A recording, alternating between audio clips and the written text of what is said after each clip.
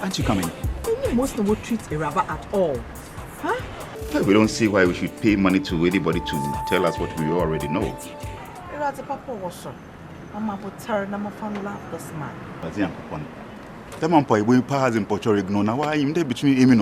It's always best to start with an expert, so you avoid fundamental mistakes. And you are the expert, so please help us. Would you rather give 1 Ghana cedi to a shoemaker to check your engine, or 50 Ghana cedis to a mechanic to check your engine for you?